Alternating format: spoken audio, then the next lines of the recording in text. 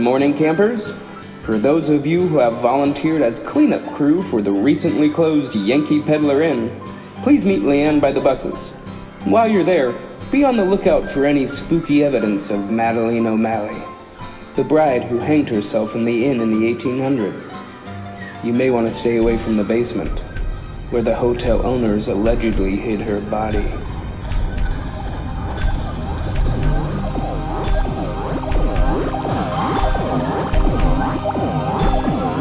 For everybody else, it's beach day! Grab your towel and let's have some fun!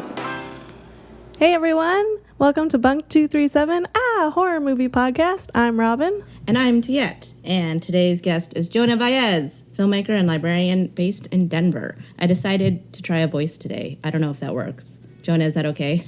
It's tremendous. Okay. Wonderful. Today, we are talking about The Innkeepers, a 2011 movie that was written, directed, and edited by Ty West. It's about two employees of an inn who are working its last weekend open, and they're searching for ghosts. And spoiler alert, they find them. So this is a movie that I have seen many, many times. Tuyet, I know, watched it for the first time for this podcast. That's correct. Jonah, what is your history with The Innkeepers? Well, I think you kind of have to, like, it's such a 2011 is so long ago that I remember renting it was such a different process because I had to, like, go to my dad's house at the time and use his cable to rent the movie via cable. It was a weird process. Wow. And I remember I missed the hype wagon for House of the Devil. So I was so, which was also directed by Ty West, and I was so eager to watch this that I like begged my dad to just leave his house, give me the house for the night. You picked your dad out of his own house to watch The Innkeepers. Yeah. I love it. Yeah. And what were your thoughts? I think I'm a movie sleeper. So I need that action right away. And I think for whatever reason, it didn't resonate with me at the time. But it's one of those movies that since then I just keep going back to. And it's so jarring when it does get scary that it's one of the few movies that could be kind of mild and then just like shock me into being awake. Totally. Yeah. Wait, so you mean you fall asleep during most movies except for scary ones? Oh, even scary ones. I start movies at night and then I finish them in the morning. That's like my procedure. Interesting. Yeah. Does that make the movie less scary if you're taking a pause? Like if you are intentionally cutting off the tension in a movie and like giving yourself an 8-hour break?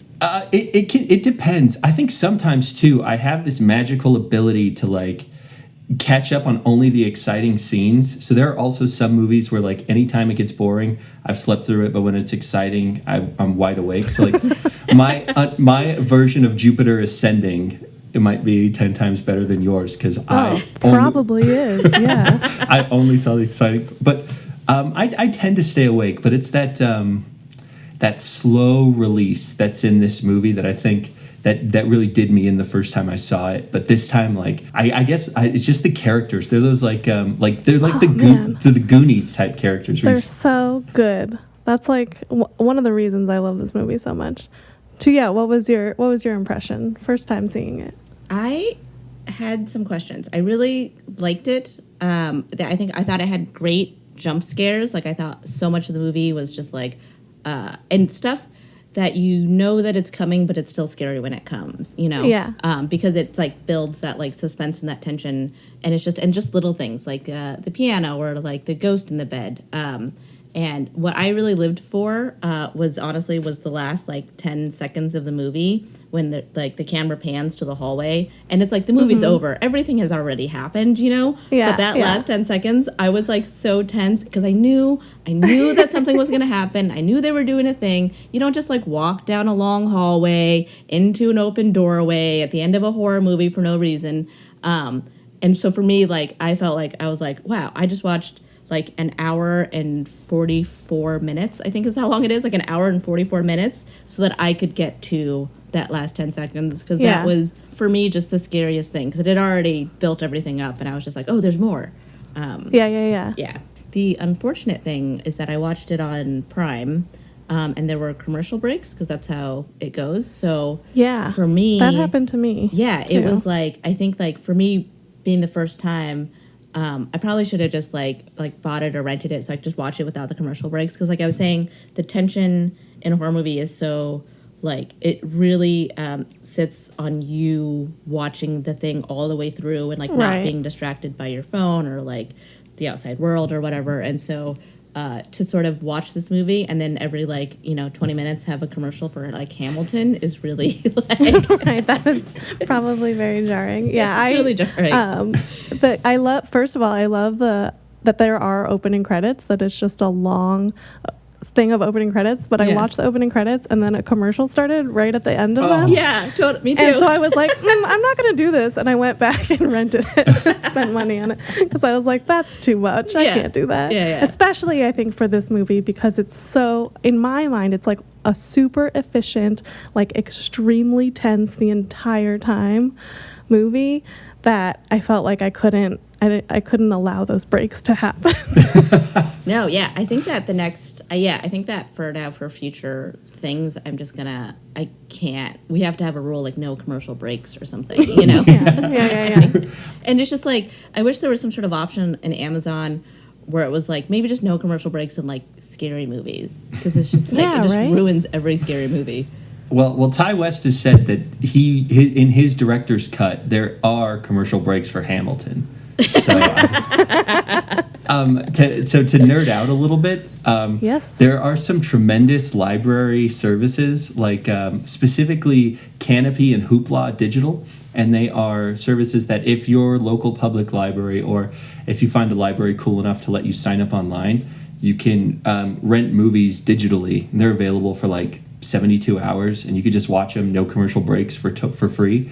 And Innkeepers is on Hoopla Digital right now, so that's how I watched it. Good to know. Yeah, that's a great PSA. back to the movie. I want to talk about the scares because I think they're so interesting. For the first hour of the movie, the jump scares are not anything scary. You know? Oh, it's no. it's like the bird. It's Luke scaring Claire unintentionally.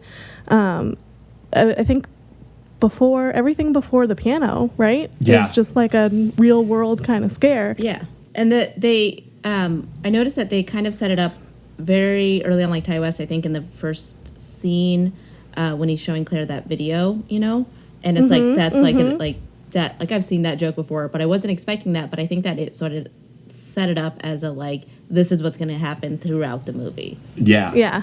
I think for me personally, the scariest scenes in this movie were the more human scenes, on a smaller scale. The coffee shop scene was pretty. Oh my God. harrowing. Oh, with Lena Dunham.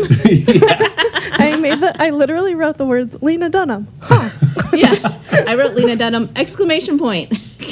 But I guess her and Ty West have been really good friends forever, so that's why she made it in the movie. Okay. But just those weird human interactions that you have, even her interacting with her hero, I felt that was nerve wracking, and the coup de grace for all of this, just rattling my socially awkward self was the sequence where she comes to his room at night. Yeah, Claire goes to Luke's room. I was trying not to say when Pat he's Healy. sleeping. Yeah. And that interaction that they have is the most uncomfortable thing I've ever seen in a movie. Yeah. What about the scene where he's trying to tell her that he likes her? Oh yeah, they're laying on the And floor. she's like, let's go to the basement and look for guys. Totally. I like that she kept avoiding intimacy with him for ghosts. In that scene that you were talking about, Jonah, where she comes up because she's really scared, and then she's very visibly shook up, and he's like, oh, whatever. He's like, come inside, and then he turns around and he's not wearing pants, or he's just wearing boxers, and then she immediately tenses up honestly any woman would, and just be like, actually, I'm fine. And I like that she chose a murderous ghost versus being alone in a room with a man. With her coworker. I was gonna say it's even I feel like someone would come into the room with me over ghosts if I was in boxer shorts, but he's in bikini Tighty cut whities. briefs. Yeah, Oh, yeah. Nobody's coming in there. But like saggy type. The relationship between Luke and Claire, I think, is my favorite part of it's why I love the movie so much, because it feels so real to me. And I feel like a lot of times in horror movies, like people's characteristics are like either super surface level, or they're like shoehorned to the actual horror that they're dealing with. But this just felt to me just like two real people who have this like kind of weird co-working relationship who are searching for ghosts. I really like the character of the actress, the sort of the older retired actress. There was something, probably because I live in LA, I kind of love anything that like dunks on actresses, because she's like everything about her was like, oh yeah, she's like retired, but she's like a medium now, and she like carries crystals around. You're just like, okay, I get it. I also live here, thank you. No, it's so true. And then she was like, but then I feel like she redeems herself, because she's like, I'm not a nice person, and then she like kind of tries to help. Yeah. But then one of my questions is like, at the end, Luke is like, after Claire is locked in the basement with Madeline O'Malley, the ghost, and she dies, and Luke goes up to Lee's room and is like, you knew this was going to happen and you didn't stop it. Do you think that she really knew, like, specifically what was going to happen? Oh, that's an interesting question. Because she says earlier on that there are 3 spirits. She sees 3 spirits when she's doing her little weird crystal thing with Claire. Which I think end up being Madeline, the old man, and Claire. Oh, yeah. But, and this is something that I've only noticed in, like, probably the 7th time I watched this movie. But at the end, like, she must have had some idea, but I don't know if she knew specifically that anything would happen to Claire. I like it's because her role as the psychic medium, I was like, as a person in the world, I was like, I don't believe her. I'm like, I don't think she has real powers. I think she just has a pendulum, and it swings because that's what pendulums do. And you're in a creepy hotel. That's easy. I could also go to a creepy hotel and say that there's a ghost in the basement. But right. So I don't know, but I guess that is fair that she did, I guess, call out that there were 3 ghosts. But is this the sort of thing in ghost hunting where it's sort of like, is that a coincidence? Like, could you just say that because you're a little intuitive, or because you're actually a medium? I don't know. I think one thing I really love about this movie is it is a sort of time capsule, because I'm like, if any time you say ghost hunt movie, I'm like in 110%. But I feel like they've all almost exclusively after like 2012, they have that ghost hunter vibe where they're either making fun of the show Ghost Hunters, or they are just so influenced by it that it's like always the same people, always the like Zach Baggins haircut, like it has that like they're never like genuine people who are just curious. So yeah. I admire that this movie takes that approach where it's like these are just the kind of dorks who would be talking about this. Yeah. But I don't know. Yes, totally. I think she's legit. I think she's legit. Do you think she went to the hotel because she knew it was haunted? No. Oh, no. I don't know. Yeah, why was she? Because I feel like every guest had, well, maybe except for like the mother and child, didn't it seem like all the guests had some sort of, I don't know, spooky reason for being at the hotel? Like, because it was just, it was just Lee and the old man, besides that woman. Because the character of the mother and the child, I wasn't sure what they were there for. Did they really help the story, or were they just sort of extraneous, like normal people who were staying at the hotel? The woman and the son, I don't know what their function was, but there is something hilarious that I noticed this time around, in that when Claire is telling the son the story of Madeline O'Malley, which I think is that's how they get the story out, so that maybe that's their function, but the mom runs over and she's like, that's it. That's the last straw. Like, we're going back to your dad. So Claire and Luke, in all their incompetence, brought a family back together. Is that what the movie's about? That's what the movie's bringing about. families back together. Yeah. Because it was also like the old man. He got back together with his dead wife. Yeah. Right. Yeah. If you don't actually get married, though, did they actually complete the marriage? The ghost. No, because she ran away, right? Yeah. She was Or jilted. she killed herself. She killed herself because she was jilted at the altar. Right. Which I was thinking about this about sort of female ghosts in movies, and it's like, are they always like mad at men or to their children? Like, that seems to be the two. That's a lot, right? yeah, The two a top lot of motives of like female ghosts in movies. I can't think of any other motive. Right? It's just like men and children. Yeah, I think that's just like how. I think that's just the presentation. Like, unfortunately, the Ghost movie has not had its like resurgence, reawakening, and telling these stories yet. Or you can look at it as like men are so terrible that even when women die, they can't be free of them. They can't rest. That's fair. Right. Okay, but back to the ghost hunting stuff, because Jonah, I know that you dabble in ghost hunting, so I love that you love this movie and how it presents it, but I want to know how it compares to like your own experiences. I would say the truest definition of the word dabbler is me in terms of ghost hunting, but I've also been able to like really Forrest Gump it up and like bump into people who have had really cool interactions too. Okay. And I think one of the most fascinating things too is like, I mean, I don't know if I believe it or not, but there is this element of play to ghost hunting where like when you do it, you're both committing like, no, this is real as shit and we're going to believe this until we're done with this, which I really love and I think is fun. But one thing that this movie nailed, there's this weird presence of energy in other ghost hunters I've talked to, and the way they present it, they're just like for example, like someone will tell you a ghost story and you'll ask them like, how did you end up there?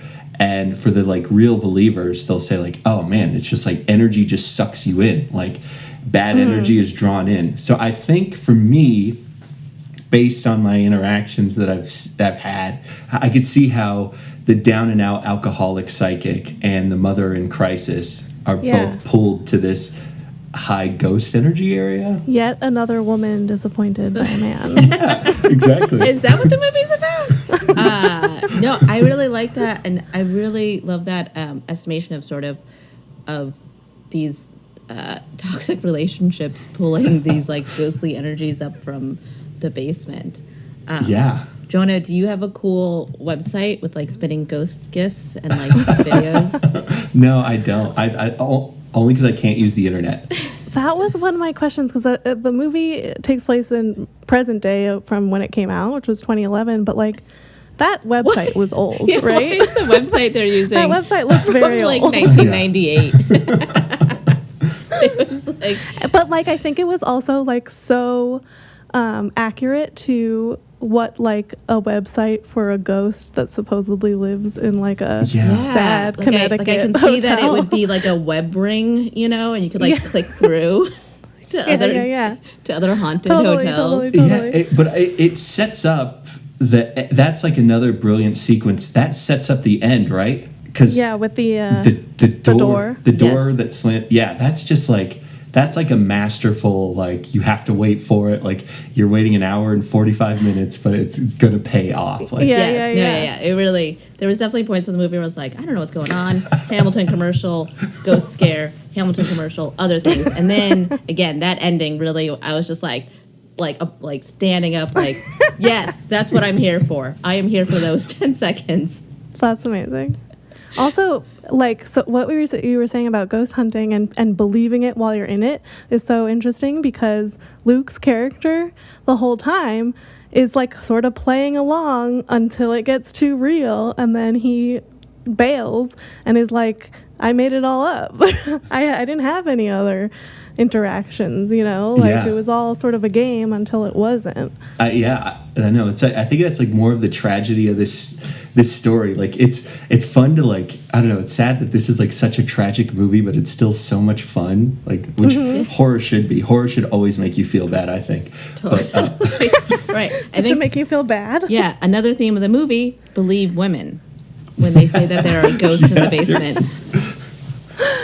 It's interesting because I feel like I didn't get it until this time around, but I found the ending really satisfying. When Claire died? And here's why. I know it sucks that she died. She's the best, most likable character. She's the most likable character. It totally sucks that she died, but she is sort of struggling the whole movie with her purpose, and she has that conversation with Lee where Lee is very bitchily well, what do you do? Totally. Are you an actress? And Very she's like, LA. no, I just work at the hotel. Yeah. And she doesn't really have these aspirations outside of anything. And then as the movie goes on, you realize her entire purpose is to make contact with Madeline O'Malley. And she does. In the end, she gets what she wants. She did. And even though she dies, I feel like if she lived, I would be concerned for her because the hotel is about to close. She found her ghost. It's where would she go from there? I will maybe say she'd become a ghost hunter. Maybe she'd go around other places. But her purpose was really specifically to find Madeline O'Malley. And then she got die what she before wanted. telling anyone else. I will say I was surprised when she died. I always expect someone to die, but it's when it's the main character that has the most personality that you're rooting for. I was just oh no, they did it. They killed her. Yeah, it's rare to see a movie especially a ghost movie, the main character dies, but that's after she's become the new mother to the ghost kids, or that's after she's after she's made the bad ghost say sorry. This movie just fucking kills her. Totally. She's out, we're still here. Yeah, I know. I know I see where you're coming from. I think I might need to watch this movie a few more times, but I think it's so sad to me. The ending is it's maybe it's more tragic than satisfying. Because it feels like everything about her is in transition. I think people are she's moving on from this weird guy friend relationship where she's coming to terms with the fact that she's got to get out of that. She's got to get out of this house. It's every sign in the world is telling her to leave, and she just won't. Yeah, maybe you're right. No. There's no right or wrong. Maybe I have to watch it again. Yeah, there's no right or wrong with feelings. Totally. The points don't matter. There is, I think that there is always why we love horror movies is we love watching good death. I think that if you can't find some sort of satisfaction, and maybe that's just sort of our way as people of dealing with things that are really bad or actual real life death is sort of being able to recognize that death happens, and sometimes it's really satisfying, and sometimes it's really needed, and sometimes it's really an important part of pushing the story forward. I don't know if her death was that death in this movie because nothing changed from her death, but maybe that's also a life lesson: is that people die and nothing changes. I mean, that is true. Do we think that she died, that Madeline killed her, that she died from some sort of shock or her injury from falling down the stairs or asthma? It was asthma, it's left right? pretty Isn't unclear. That what they that's what they kind of implied was her kind of. Do you think that maybe she had two deaths where her real life death was asthma, but her spiritual death was shock? Maybe. Is that a thing? I don't know if that's a thing. If a spiritual death is a thing. Yeah, it is now. We're all right. Anything we say is true. You get 2 deaths. Yeah, I know. It's I really do struggle with those movies that are is it real or is it not real? I love them, but I struggle with it, and I like that this movie puts its foot down. It's nope, this guy killed himself. You see him everywhere. That is all of his blood on that sheet. There's some cool trivia about this movie that I don't know if you guys are aware of. I love movie trivia. The Yankee Peddler Inn is a real inn. It's the real name of a real inn in Torrington, Connecticut, that Ty West and his crew stayed at when they were shooting House of the Devil. Oh. Is that where And they came up with the story? it's supposedly really haunted. All of the staff thinks it's haunted, and his crew experienced like crazy things while they were staying there. So when Ty West wanted to write a ghost story and make a movie, make a ghost story, he came back to the Yankee Peddler, and they stayed there and they shot the movie and they made it all about the inn. And he said that he himself is a pretty big skeptic, doesn't really believe in that stuff, but he still experienced things like doors slamming on their own, the TVs turning on and off by themselves. He said lights burned out in his room like repeatedly, Ooh, and that spooky. like the entire crew had like really vivid, crazy dreams when they stayed there. Jonah, are hotels always haunted, or? Yeah, every hotel is haunted. Okay, so the hotel opened in 1891 and was open until 2015. It is currently not open, which sucks. You can't go stay there right now. But it is technically only closed for renovations. They've had like issues with like getting stuff done, but it's still there and it's still being worked on. So hopefully it'll open again, and then we can all go Yeah. and spend a night. Let me tell you, 'Cause- I'm not going to be there. I do not like staying in ghost hotels. You don't, even no, as much as you love I watching, you don't want to experience yeah, it. I love horror movies. I love scary things. I love Halloween. Like, but ghost stuff, and this is like, there's a couple of things that kind of get me, and honestly, like ghost stuff gets me pretty good. I live alone. Sometimes the apartment's dark. The apartment is often dark, I should say, actually. It's always, but it's like, I don't know, ghost stuff my whole life has always been a little bit, it's too real to me, because I do think I believe in like energies and past lives and things that are happening, because I don't know either, you know? Right. But like, I like fall deep into ghost stories, and I think I believe just a little bit too much that I'm too scared to stay in a haunted That's hotel. so interesting. Would you? I feel like that was you would stay in a very haunted similar. hotel? I think I would. Yeah, and I seek out ghosts. I really like it. I like it in movies, and I want to be friends with a ghost in real life. But I feel like that was so interesting in the movie, because I feel like they were both, Claire and Luke, super into it until it got real, and then Claire a little bit more, but she still got scared and ran away when she thought she encountered a ghost, which I Yeah. feel like is so realistic. Like, Yeah. even people who want those interactions and seek them out are gonna run away. See, I They think do. that. See, I'm Luke. I'm like up there, like just riding with you through this whole ghost story thing until it gets a little real, and then I'm gone. I'm out. That scene in the basement when they're sitting there and Claire's like, she's right behind you. Yeah. She's coming closer. And you never see her in that scene. You never see the ghost, but it's still so scary. I don't know what it is about the hotel ghost phenomenon, but it feels like every hotel has a ghost, or like every hotel has that thing. And I think in my head it's partly because like when you think of places like malls or like movie theaters or hotels that are usually bustling, when you have those quiet moments where there's no one around, I think your brain is just so used to seeing people there that like it kind of like is programmed to see those things. And also like so many goddamn people die in hotels and ghosts. So there's like true. there's like that like scientific like explanation of how your brain chemistry can be working, and also like those places are goddamn haunted because there's like people die there all the time. Especially like where the Yankee Peddler Inn is in like the middle of nowhere, Connecticut. It's like an old mill town. Like, I just love all of these like New England like dead ladies in dresses, you know, like creeping down hallways. Like, it's just the best. I just love it. And another piece of trivia that was kind of spooky is that room 353 is the room that Ty West chose to shoot in and make the the most haunted room in the hotel. He chose it solely because it was big enough to fit a dolly. But then later he found out that is actually the most haunted room in the hotel.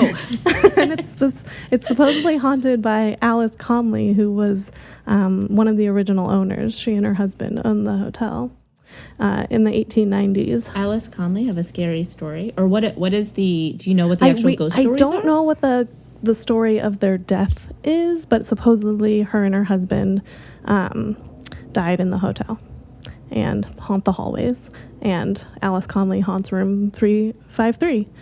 And I guess room 295 is the other supposedly very haunted room in that hotel.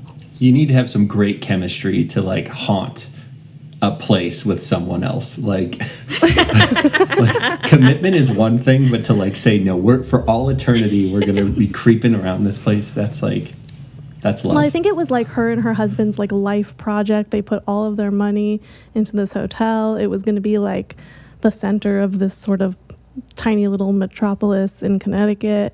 They wanted it to be the best hotel in the state. And then they died in it. Do you think that like the ghostly disturbances are like when they're having fights, like ghost fights with each other? Yeah, just marital disputes. Conleys are just knocking things around in the room for fun. Yeah. I do wish that someday, hopefully, I'll be able to stay in the Yankee Peddler Inn, because I think that would be really fun. Great. Yeah, that's a good one. Yeah, I will come visit you during the day there, but I'll like be down the street at the Hilton or something. Jonah, have you ever stayed in a haunted hotel? Yeah, I have. I think a few actually. So I'm from Colorado, and we have the Stanley Hotel. I've stayed there. That's Would you? Yeah. The one, yeah, I slept with all the lights on, like 100%. I slept with the lights on and like my covers kind of like up. So but I have stayed there. Anything spooky? No, nothing spooky. But That's because you had the lights. Because I had the lights on, and you know that ghosts are afraid of lights. Yeah, they hate lights. What about you, Jonah? Any spooky experiences in hotels? Me and my girlfriend and some friends, I had somehow convinced the library to buy ghost hunting equipment. Amazing. And so we have all this we had a ghost box, we had a special recorder, we had an EMF meter. What's a ghost box? Ghost box is it's like a radio that quickly signals through stations, and you're listening for words, and then you interpret those as communications from ghosts. Oh, cool. That is cool. Well, we like used an EMF meter to find a special to determine the electromagnetic field of the spookiest spot, and we brought noise canceling headphones, and I just like camped out, and I was probably ruining people who paid really good money to stay there. It's like good time because it was just a bunch of nerds with like noise canceling headphones on. Oh, this is good. I'd like you guys to chime in because there's a dispute about this.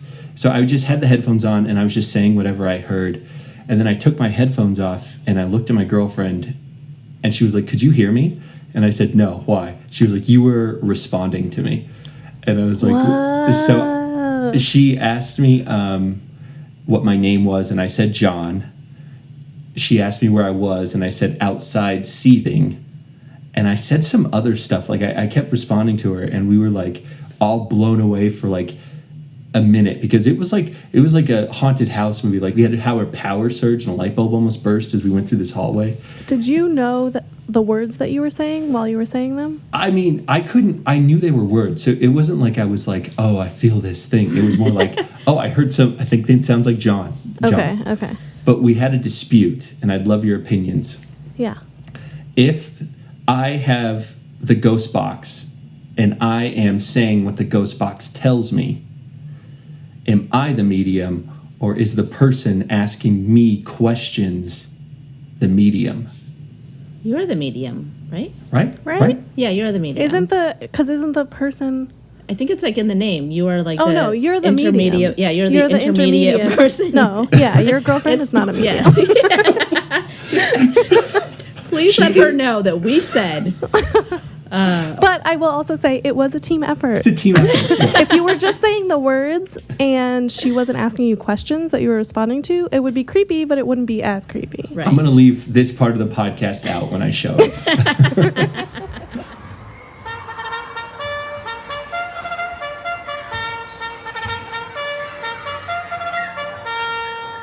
All right. Should we award some badges Yeah. to the innkeepers? Tuyet, what'd you got? I would like to award the housekeeping badge for bloodiest bathroom cleanup. Because I feel like that's a lot of work for someone later. You know what I mean?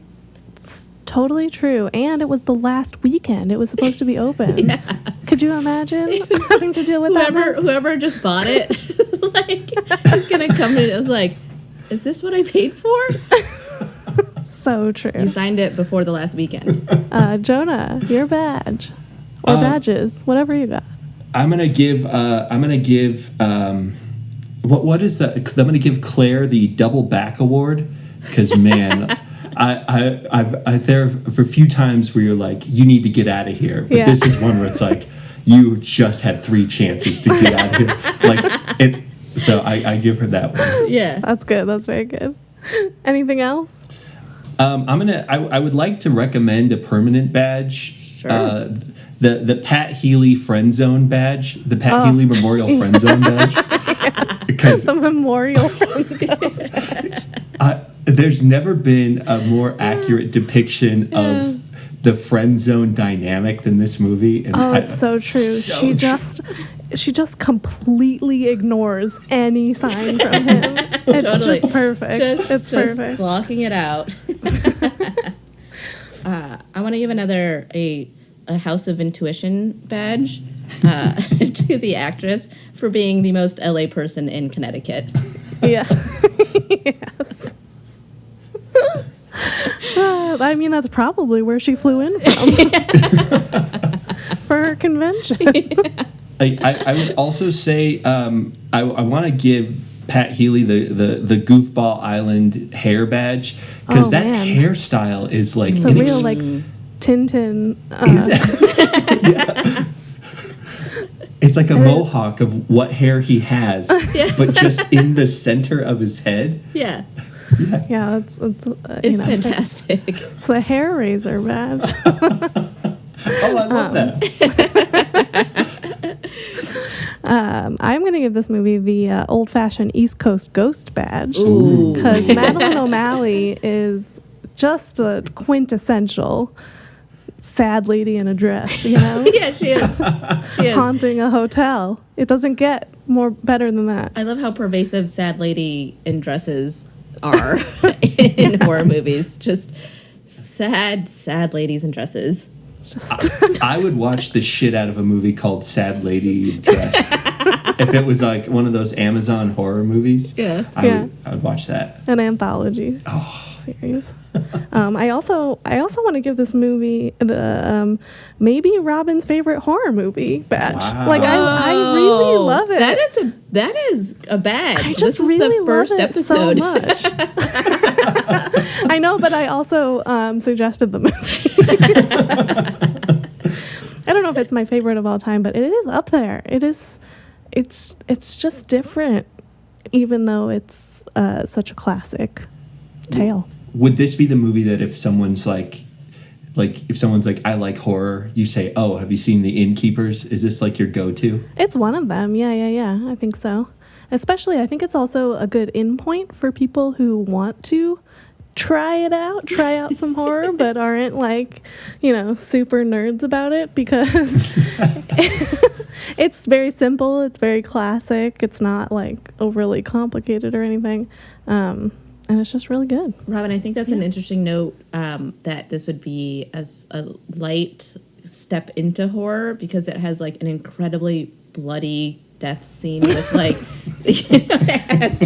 sure, yeah. like scary ghost that like is in your bed with you and like multiple jump scares. And the main character dies. Yeah. Fair points.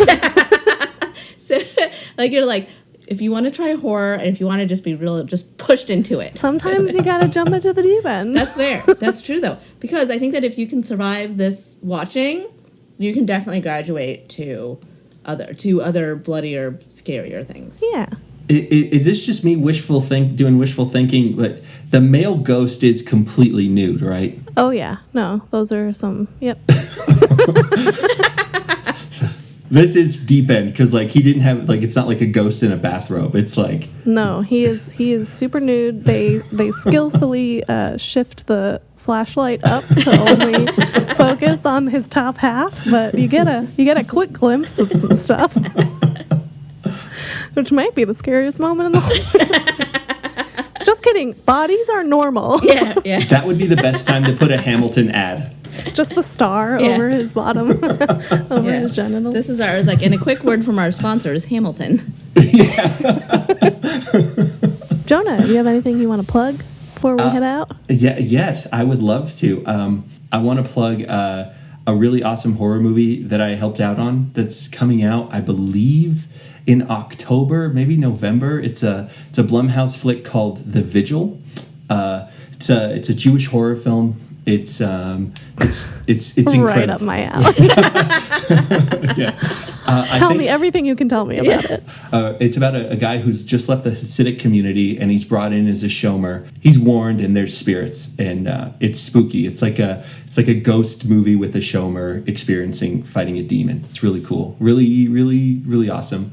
And I wrote and produced another movie that hopefully will be, once film festivals are a thing again, should be should be in some of them. It's called Stuck, and it's about gymnastics. Ooh, cool. Is that a horror movie as well? To some. Everything has its own own horrors. Yeah. Got it.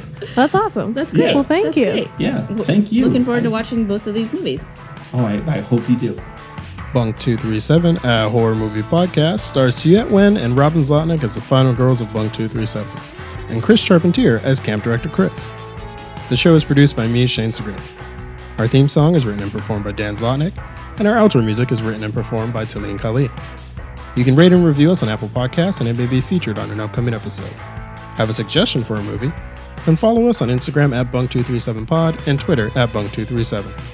And if you haven't already, please subscribe to us on Apple Podcasts, Spotify, or wherever podcasts are downloaded.